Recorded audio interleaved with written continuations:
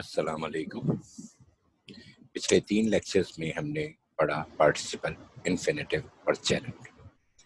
इनका कंपैरिजन भी पढ़ा। अब हम इस लेक्चर में पढ़ेंगे verbal.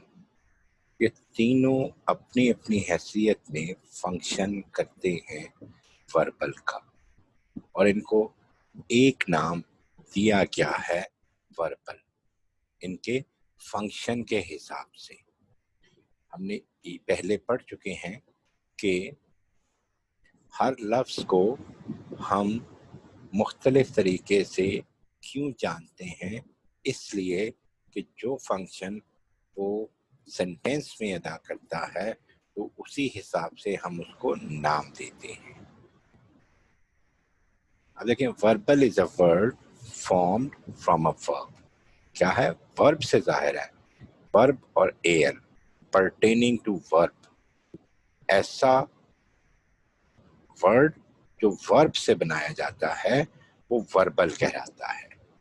But function is a different part of speech, लेकिन वो उसका फंक्शन जो है वो मुख्तलिफ है, इसलिए मुख्तलिफ नाम दिए जाते हैं। कभी ये इन्फिनेटिव का काम करता है, टू वाला, टू वर्क। कभी ये जेरेंड का काम करता है, वर्किंग, आईएनजी वाला, यानी कि नाउन।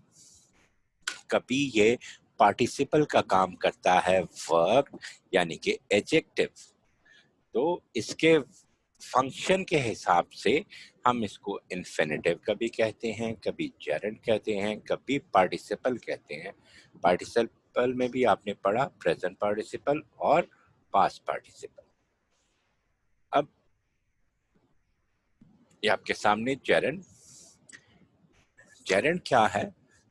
वर्बल नाउन, ऐसा नाउन जो बनाया गया है वर्ब से। हमने पहले पढ़ चुके जेरेंड में, ऐसा नाउन जो वर्ब से बनाया गया है और हमेशा आईएनजी पे एंड करता है। ये जिस भी तरीके से नाउन इस्तेमाल होता है, जेरेंड को भी हम उन तमाम तरीकों में इस्तेमाल करते हैं। जेरेंड नाउन सब्जेक्ट के तौर पर इस्तेमाल होता है तो जेरेंड भी सब्जेक्ट के तौर पर। नाउन डायरेक्ट ऑब्जेक्ट के तौर पर भी इस्तेमाल होता है तो जेरेंड को भी हम करते हैं। पॉजेसिव एडजेक्टिव के तौर पर इस्तेमाल होता है तो जेरेंड को भी हम उसी तरह। इनडायरेक्ट ऑब्जेक्ट के तौर पर आता है नाउन तो जेरेंड को भी हम उसी तरह। पॉजेसिव नाउन के हिसाब से आता है।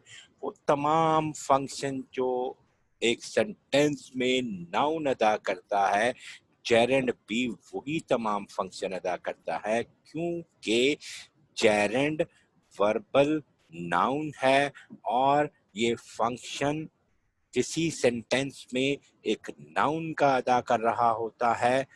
वो तमाम फंक्शन जो अभी मैंने बयान किए एक सेंटेंस में अदा करता है, तो इसको भी हम नाउन के तौर पर लेते हैं।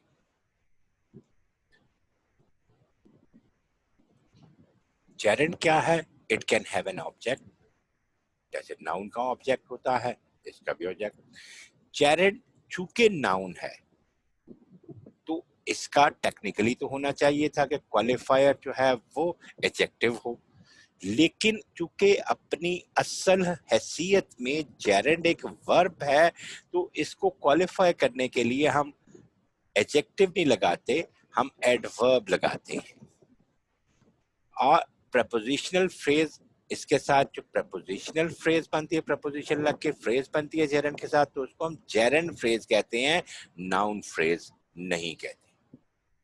जेरेंड फ्रेज उसका फंक्शन जो है, आप देखें फंक्शन जो है वो नाउन का अदा करती है जेरेंड फ्रेज जो है।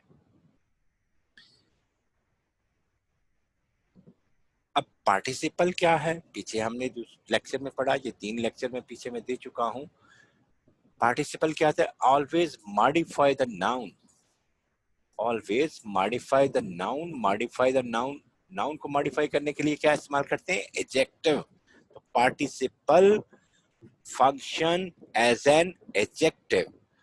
तो चूंकि ये पार्टिसिपल नाउन को कर रहा होता है मॉडिफाई, तो इसको नियर द नाउन, उस नाउन के पास ही, साथ ही, जिसको वो मॉडिफाई कर रहा है उसके करीब रखते हैं। वर्बल एडजेक्टिव जो हैं वो एंड करते हैं ईडी पर, आईएनजी पर, टी पर और एन पर, ये हम पार्टिसिपल में इसको इन डिटेल पढ़ चुके हैं। अब एक और चीज यहाँ पर क्लैरिफाई कर दूं, आईएनजी वाले, इट मींस आईएनजी वाले वर्ड जो हैं एज ए जेरेंड नाउन भी इस्तेमाल होते हैं, एज ए नाउन भी इस्तेमाल होते हैं। आईएनजी वाले वर्ड पार्टिसिपल की सूरत में जब आते हैं तो एडजेक्टिव की सूरत में इस्तेमाल होते हैं, जेरेंड की सूरत में जब आते हैं तो नाउन के तौर पर इस्तेमाल होते हैं। ये दो आईएनजी वाले हैं। अपने वर्ब के अलावा आईएनजी वाले वर्ड जो हैं जब जेरेंड की सूरत में इस्तेमाल होंगे तो वो नाउन के तौर पर इस्तेमाल होंगे, जब पार्टिसिपल के तौर पर इस्तेमाल होंगे तो एडजेक्टिव के तौर पर इस्तेमाल होंगे। ये जरा अपने जहन में इसको क्लियर कर दीजिए। पार्टिसिपल जो है इसी तरह जैसे जेरेंड का हमने पढ़ा, जेरेंड कैन हैव ऑब्जेक्ट, इसका भी ऑब्जेक्ट हो सकता है। और पार्टिसिपल को मॉडिफाई किसने करना है? एडवर्ब ने, क्योंकि ये ओरिजिनली वर्ब है। और प्रपोजिशनल फ्रेज जो है वो क्या करती है?